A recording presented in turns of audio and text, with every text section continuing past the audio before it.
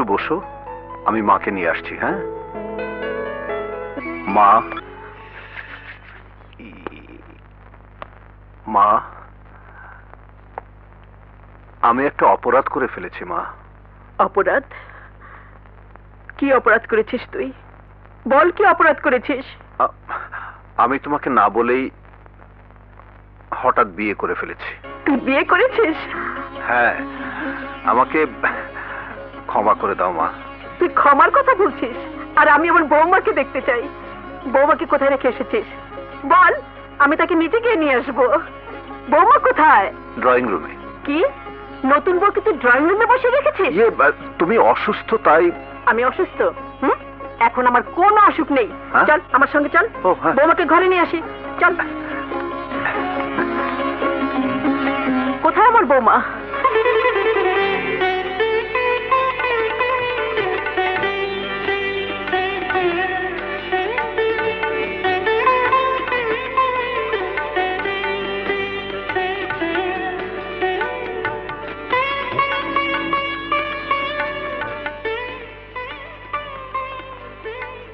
শাহানা, আমার মা।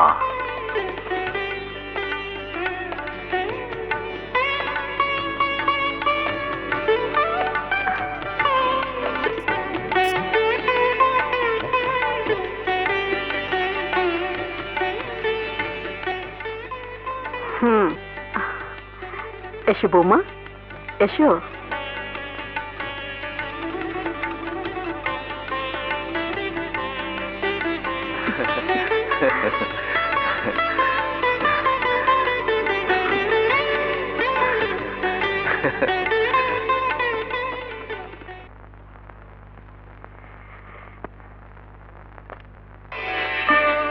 শোনো বৌমা, এই বাড়িতে আমি যখন বউ হয়ে এসেছিলাম তখন আমার শাশুড়ি এই গহনাগুলো আমাকে পরিয়ে দিয়েছিলেন,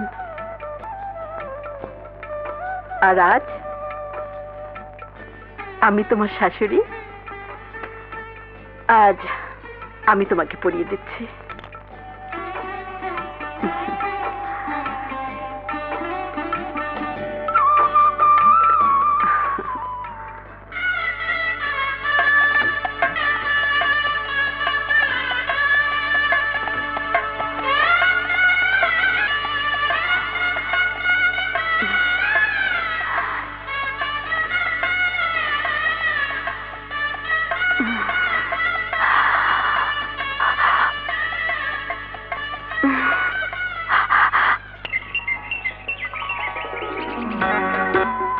রকিব, হঠাৎ করে তুই বিয়ে করে ফেলেছিস। আমি কোনো অনুষ্ঠান করতে পারিনি, এভাবে এ বংশের কোনো বিয়ে হয়নি, তাই আমি আগামী শুক্রবার অনেক লোককে দাওয়াত করেছি। খুব ভালো করেছো মা, খুব ভালো করেছো। রকিব, হ্যাঁ বৌমাকে নিয়ে আয়, যা। আচ্ছা।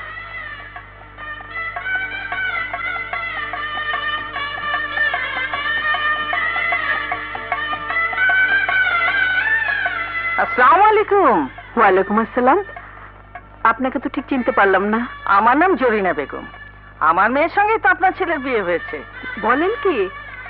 আমার বৌমার মা আপনি? আসুন আসুন, বসুন। জি, দেখুন তো কি ব্যাপার, রকিব এত তাড়াহুড়ো করে বিয়েটা করেছে, আপনাদের সঙ্গে আমাদের আলাপ আলোচনার সুযোগই দেয়নি। তা আপনি একা কেন? বেয়াই সাহেব কোথায়? আমার সাহেব তো নেই। আমার মেয়েটা যখন খুব ছোট ছিল তখনই আমার সাহেব দুনিয়া ছেড়ে চলে গেছে। খুব কষ্ট করে মেয়েটাকে মানুষ করেছি। আমার একটা যাত্রা দল আছে, বিশ্ব অপেরা। ওই যাত্রা দলে অভিনয় করে আমি সংসার চালিয়েছি। আপনি যাত্রা দলের অভিনেত্রী? জি। আপনি যাত্রার স্টেজে নাচ গান করেন? জি। রকিব, এই রকিব, তুই কাকে বিয়ে করেছিস? বল, কাকে বিয়ে করেছিস? একটা যাত্রা দলের মেয়েকে তুই এই বাড়ির বউ করে এনেছিস কোন সাহসে? বেয়ান সাহেবা, আপনি রেগে যাচ্ছেন কেন? যাত্রা তো খারাপ না। যাত্রা যারা করেন তারা তো শিল্পী, শিল্পীরা তো খারাপ না। দয়া করে আপনি বেরিয়ে যান। এই মুহূর্তে আপনার মেয়েকে নিয়ে আমার বাড়ি থেকে বেরিয়ে যান। মা, তুই চুপ কর, আপনি বেরিয়ে যান। যাচ্ছি যাচ্ছি, কিন্তু যাওয়ার আগে একটা কথা বলতে চাই। যাত্রা গান করা যদি পাপ হয়, সেই পাপ আমি করেছি। আমার মেয়ের কোনো দোষ নেই। আপনার কাছে আমার শেষ অনুরোধ, আপনার পায়ের তলে আমার মেয়েটাকে একটু জায়গা দেবেন। আমার এ জীবন থাকতে আর আপনার বাড়িতে আসবো না, আর আসবো না।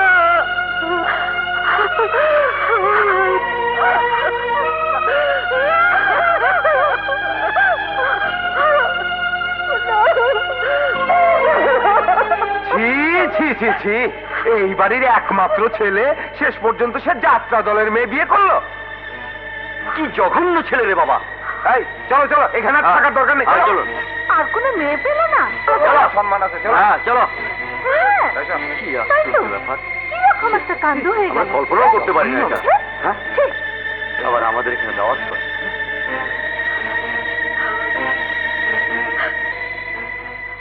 রকিব, তুই দাঁড়িয়ে আছিস কেন?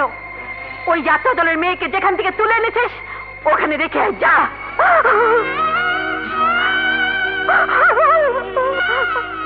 মা, ও তো এই বাড়ির বউ, ওকে আমি ধর্ম মতো বিয়ে করেছি। তাছাড়া এই বাড়ি ছেড়ে কোথায় যাবে? সামান্য একটা যাত্রা দলের মেয়ের জন্য তুই আমার মুখের উপর কথা বলতে পারলি? কেউ নেই, এই সংসারে আমার কেউ নেই। তোরা এই বাড়িতে থাক, আমি চলে যাচ্ছি। না না মা, তুমি যাবে কেন? ওকে নিয়ে আমি চলে যাচ্ছি। তুই কোথায় যাবি? যে বাড়িতে ওর স্থান নেই সেখানে আমি কি করে থাকবো মা? যাত্রা দলের একটা মেয়ে এসে মাকে পর করে দিল। আমার কোনো মূল্য নেই তোর কাছে? মা, তুই যদি আমাকে ছাড়া থাকতে পারিস, আমিও তোকে ছাড়া থাকতে পারবো। তুই জীবনে আর এই বাড়িতে পা রাখবি না। যা, এই মুহূর্তে বেরিয়ে যা।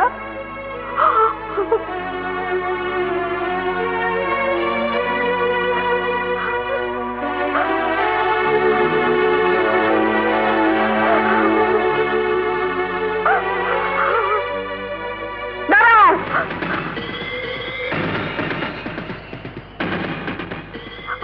যে বউ এই বংশের স্বীকৃতি পায়নি তার কোনো অধিকার নেই পূর্বপুরুষের দেয়া এই বংশের অলংকার গায়ে রাখার। ওসব খুলে রেখে যাও।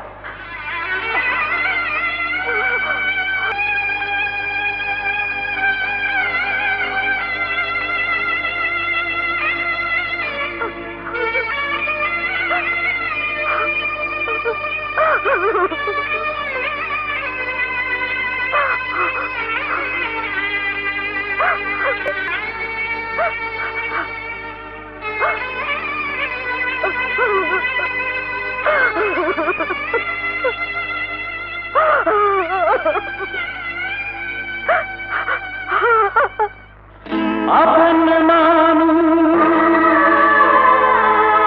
পর হয়ে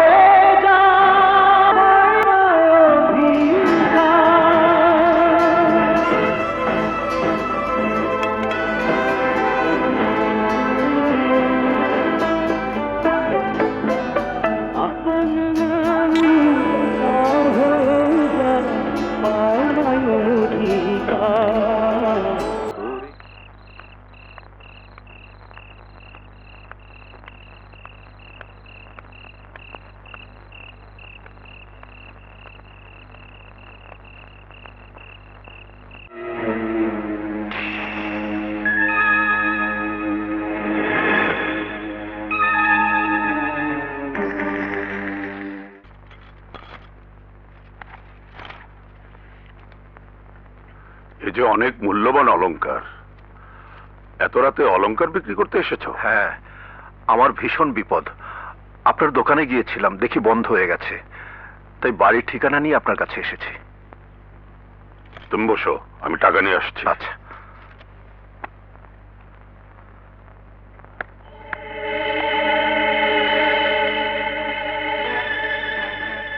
লক্ষ লক্ষ টাকার অলংকার, নিশ্চয়ই চুরি করে এনেছে।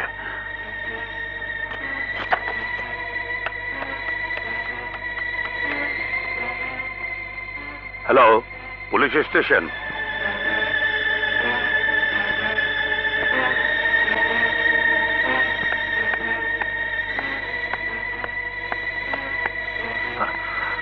টাকা এনেছেন? এত রাতে এত দামি অলংকার কোত্থেকে চুরি করে এনেছো বলো? কোত্থেকে এনেছি সেই জবাব আপনাকে দেবো কেন? টাকা দিলে দিন, নয় আমার জিনিস আমাকে ফিরিয়ে দিন। ফিরিয়ে দেবার আগে বলো কোত্থেকে চুরি করে এনেছো। দেখুন, সত্যি কথা কি, ওগুলো আমার মায়ের অলংকার। আমি মাকে না বলেই নিয়ে এসেছি। ওগুলো আমাকে ফিরিয়ে দিন। দেব অবশ্যই, কিন্তু পুলিশ এলে? পুলিশ এলে আমাকে ধরে নিয়ে যাবে, আর নিয়ে গেলে শাহানা হাসপাতালে বিনা চিকিৎসায় মরে যাবে। না, এ হতে পারে না।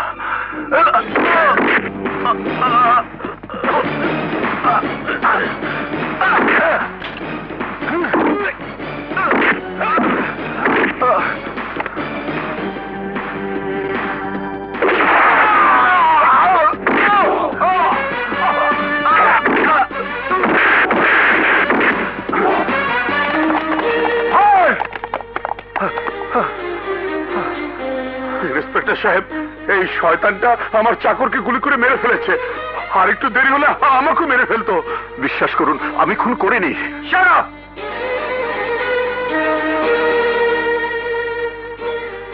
হাতে পিস্তল আর বলছো তুমি খুন করোনি? Arrest him! না, শুনুন আমার কথা শুনুন। আমি খুন করিনি, বিশ্বাস করুন আমার কথা, আমি খুন করিনি।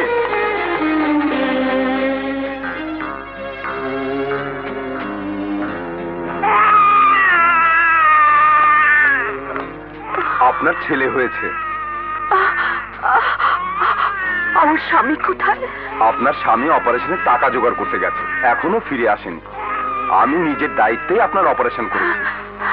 এখনো ফিরল না? সে গেল কোথায়? আসুন। যে শাস্তি দেওয়া দরকার আমাকে দিন, আমি মাথা পেতে নেব। আমার বড় বিপদ। হাসপাতালে আমার স্ত্রী প্রসব বেদনায় ছটফট করছে। আমি যে এখানে অবস্থায় আছি, শুধু শুধু এই খবরটুকু আমার স্ত্রীকে দেবার ব্যবস্থা দিন। মানুষ খুন করার সময় আপনার স্ত্রীর কথা মনে ছিল না? আমি কোনো সংবাদ পাঠাতে পারবো না, আপনাকে কোর্টে চালান করে দিচ্ছি। এই, ওকে নিয়ে যাও। বেরোন! এই, যান এখান থেকে। যত সব ঝামেলা। এই বাচ্চা দুটো নিয়ে আমি কোথায় যাব? কোথায় যাবেন তার আমি কি জানি? বাড়ি ভাড়া দিতে পারো না? আমার ঢাকা শহরে থাকার শখ? স্বামীর খবর নাই, 3 মাসের বাড়ি ভাড়া বাকি।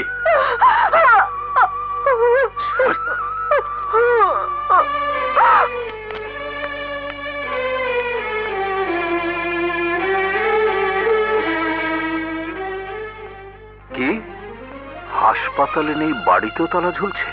হ্যাঁ,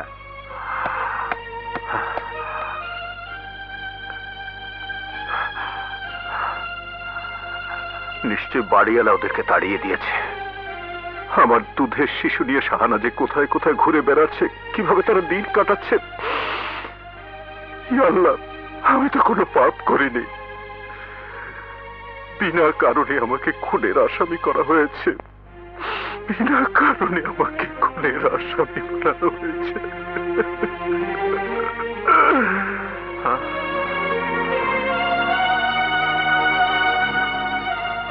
বউ বাচ্চার জন্য তুমি কাঁদছো, আর তোমার জন্য তোমার স্ত্রী সন্তান নিয়ে রাস্তা রাস্তায় কেঁদে কেঁদে ঘুরে বেড়াচ্ছে।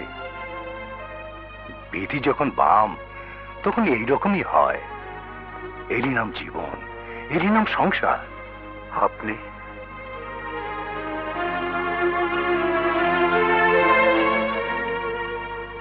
একদিন হয়তো তুমি এখান থেকে ছাড়া পাবে, তোমার বউ বাচ্চার সঙ্গে দেখাও হবে, কিন্তু আমার কি হবে? আমার তো এই নিঃশ্বাসের বিশ্বাস নেই। হয়তো হয়তো এক্ষুনি আমি তোমার সামনে মারা যেতে পারি। কি হয়েছে আপনার? কি হয়েছে? আমার হয়েছে মরণ ব্যাধি, ক্যান্সার। এই জেল হাজতের কেউ জানে না। লক্ষ লক্ষ টাকা খরচ করেও আমি এই ব্যাধি সারাতে পারিনি। এখন এখন আমার শেষ অবস্থা। তুমি যদি আমার একটু উপকার করতে পারো, তোমাকে আমি জেল হাজতের অন্ধকার থেকে মুক্ত করতে পারি। কোটি কোটি টাকার মালিক বানাতে পারি এই মুহূর্তে। পারবে পারবে আমার উপকারটুকু করতে? বলো, পারবে? বলুন। এই জগতে আমার শুধু একটি মেয়ে আছে, খুব ছোট। ওকে জন্ম দিয়েই ওর মা পৃথিবী ছেড়ে চলে গেছে। ওকে ওকে দেখা কেউ নেই। তুমি যদি আমার এই দুধের বাচ্চাটাকে বাবার আদর দিয়ে বড় করতে পারো, আমার কোটি কোটি টাকার সম্পত্তি সব তোমার হবে। কিন্তু শর্ত শুধু একটাই, আমার এই মেয়েকে কোনোদিন কষ্ট দিতে পারবে না। লেখাপড়া শিখিয়ে মানুষের মতো মানুষ বানাবে, নিজের সন্তানের মতো গড়ে তুলবে। কিন্তু আমি তো এখনই জেল হাজতে। এই শহরের সব বিখ্যাত মানুষরা আমাকে চেনে। আমার হাত অনেক বড়। আমি ইমিডিয়েটলি তোমার জামিনের ব্যবস্থা করতে পারি। আমার জামিনের ব্যবস্থা করতে পারবেন? তাহলে আপনি এখানে কষ্ট করছেন কেন? আমার চারিদিকে শত্রু। আমার এই অগাধ সম্পত্তির লোভেই মানুষ আমাকে মেরে ফেলতে পারে। কয়েকবার চেষ্টাও করেছিল, আল্লাহর রহমতে বেঁচে গেছি। আমি শুধু তোমার মতো একজন মানুষ খুঁজছিলাম। আমি আমি কি পারবো আপনার মেয়েকে মানুষ করতে? যে নিজের সন্তানের জন্য কাঁদে, সে নিশ্চয়ই আমার মেয়েকে পেলে একটু সান্ত্বনা পাবে, বুকে বুকে রেখে আদর করে বড় করবে। তোমার প্রতি এই বিশ্বাস আমার আছে। বলো বলো, তুমি রাজি? বলো। হ্যাঁ, আমি রাজি। আল্লাহ তোমার ভালো করবেন, আল্লাহ তোমার ভালো করবেন। আমি আমি ইমিডিয়েটলি তোমার জামিনের ব্যবস্থা করছি। হ্যাঁ,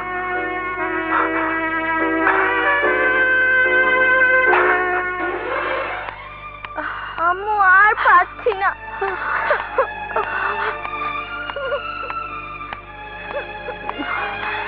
হে আল্লাহ।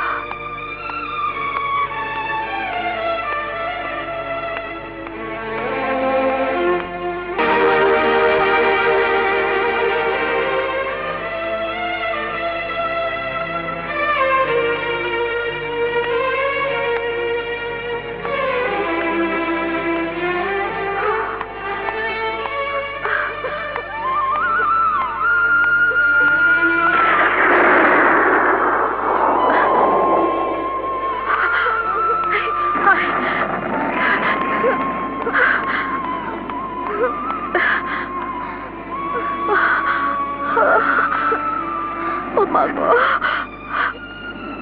আম্মু খিদে পেয়েছে, ভাত খাবো। ভাত কোথায় পাবি? কে তোদের ভাত দেবে? বেশি ক্ষুধা লাগলে আমাকে খা, আমাকে খা।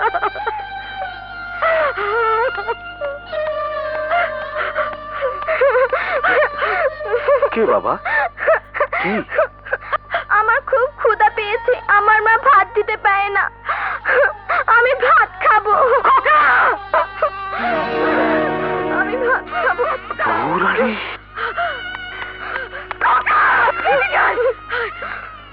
বৌমা, তুমি? তোমার এই অবস্থা? রকিব কোথায়? রকিব? জানি না, আমি কিচ্ছু জানি না। হাসপাতালে ছিলাম, ফিরে এসে আর ওকে খুঁজে পাচ্ছি না। কত জায়গায় খুঁজলাম।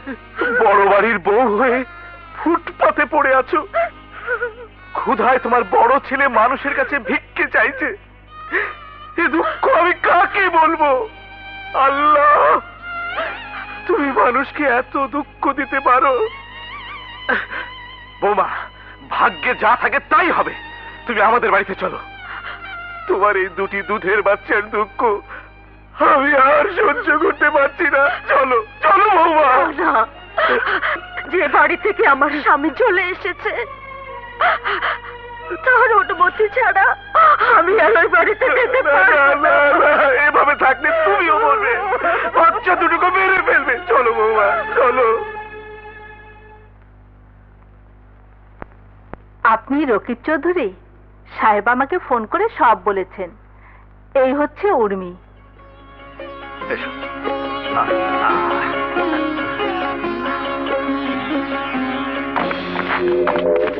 ওই কে আপনি? আমি এই বাড়ির মালিক। এই বাড়ির মালিক তো হাজতে।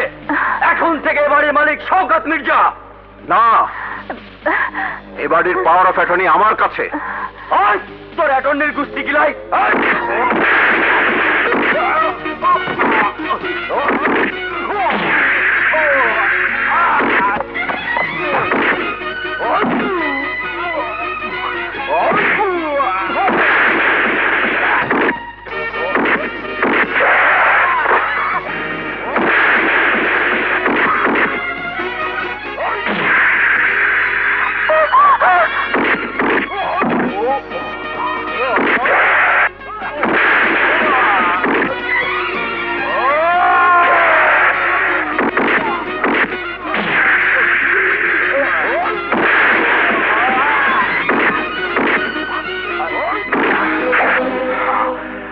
আজ থেকে ওর মেয়ে আমার মেয়ে।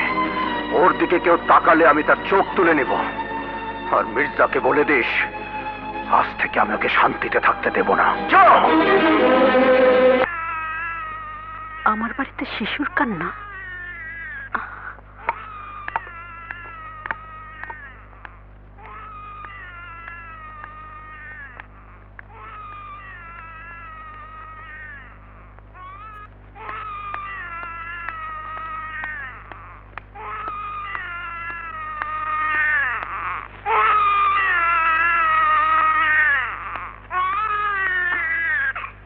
কাদের, এই কাদের, বেগম সাহেবা, এই বাড়িতে বাচ্চা করতে গেল?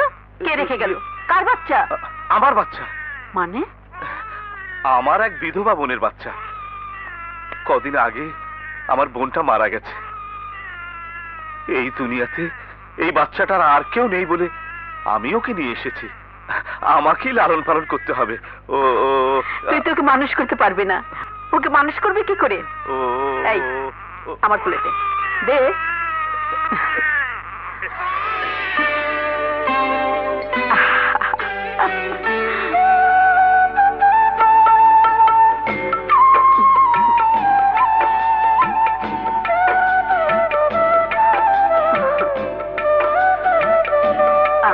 কি সুন্দর ফুটফুটে বাচ্চা। আল্লাহ যেন আমার শত্রু সন্তানকেও এমন ভাবে এতিম না করে।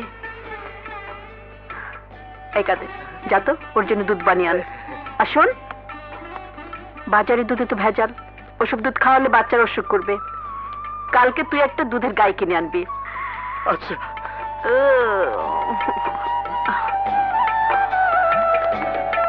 ইয়া আল্লাহ, রক্ত রক্তের কথা বলে। তোমার কাছে লাখ লাখ শুকর, তোমার কাছে লাখ লাখ শুকর।